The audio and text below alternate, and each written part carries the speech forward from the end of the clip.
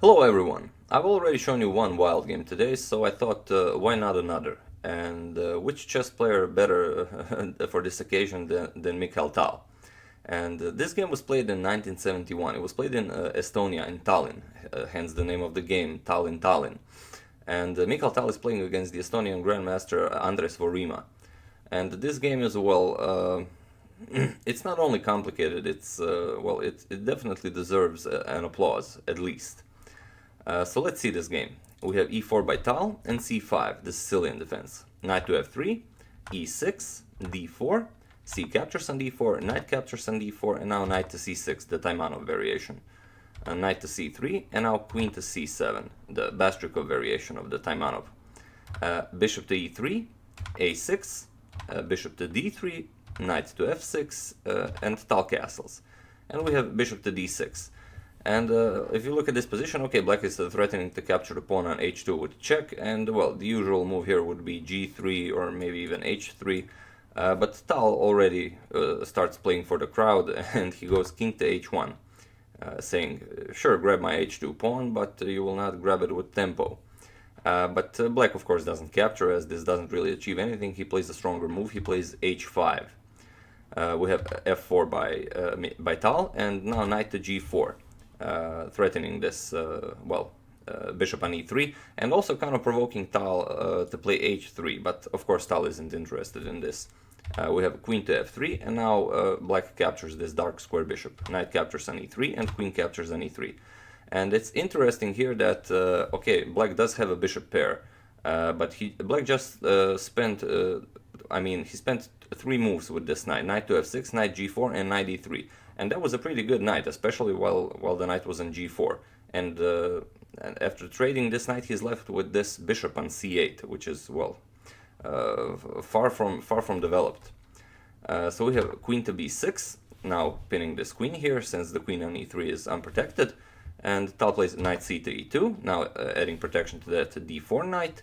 We have e5, and okay, the knight is attacked, f captures on e5 is possible, but the best move here would probably be knight to f5, unpinning and also protecting the queen.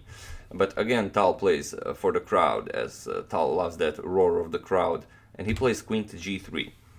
Tal hangs a piece here and is threatening queen to g7. And okay, why not? I mean, this is good for black, and black captures the knight. E captures on d4, and queen captures on g7, threatening that rook on h8. And we have rook to f8.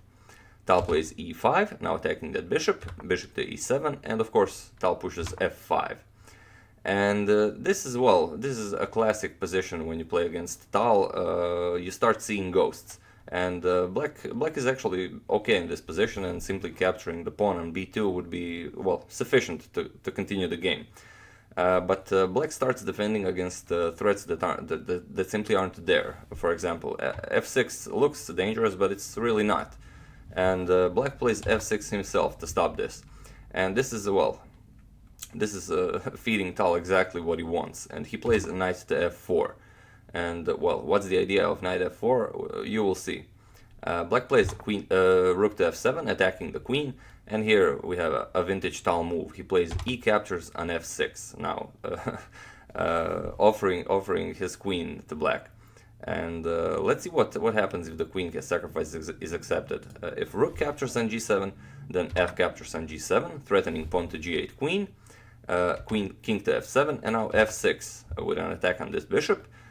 Bishop captures on f6, and now knight to d5 with an attack on the queen, and also attacking this bishop twice. So after the queen moves, queen to a5, rook to f6 check, king captures on g7, rook to g6 check, king to h8, rook to h6 check, king to g8, and now rook captures on h5. And the threat is, of course, knight to f6 check with a discovery on the queen here. And black decided not to go into this. He does win a queen, but again, look at this powerful bishop on c8. So after e captures on f6, black plays a knight to e5. And Tal plays bishop to c4. Simply queen to h8 here was sufficient for white, but again, Tal plays for the crowd. He plays bishop to c4, now threatening to capture the rook here. And again, Tal is offering a full piece. So black accepts this, knight captures on c4, which is the best move for black, and Tal plays queen to g8. We have bishop to f8, defending from check, and now Tal plays knight to h5. We have knight to d6, rook a to e1 with check, king to d8, and now a beautiful move by Tal. He plays rook to d7. And, well, the threat is pretty obvious. He's threatening to capture this rook on f7. And if black decided to capture this rook with rook captures on e7, he would get f captures on e7 with check, king captures on e7, queen to g5 check, now bringing the king to the king side, king to f7, queen to f6 check, king to e8, and now rook to e1, and well, the mate will soon follow. So after this move, rook to e7, his opponent played queen to b5. And now Tal plays rook to e1 because, okay, the queen was now attacking this rook. He wanted to, well, he offered Tal his rook in exchange for this nice checkmate on f1. So Tal simply played rook f to e1, and now queen to d5. So, okay, this was a pretty solid maneuver. Queen to b5 to d5, now protecting that f7 rook. But Tal plays knight to f4, now with an attack on the queen. And black captures, queen captures on a2, and this move isn't to capture a pawn, it's just that, well, there are no other squares for the queen to be on, since the queen has to protect this rook on f7. And here Tal finishes the game with another brilliant Tal move. He plays knight to e6. And if you look at this position, I mean, this diagram exactly, I mean, it's so disgusting, it's even hard to look at it, but again, it's beautiful. And let's see what happens if black would capture this knight. If d captures on e6, then rook captures on f7. Knight captures on f7 and queen captures on f8 with check. King to c7, now queen captures on f7 with check, king to b6, and now simply f captures on e6. And, well, these pawns are a lot more, I mean, they're worth a lot more than this bishop and rook combined.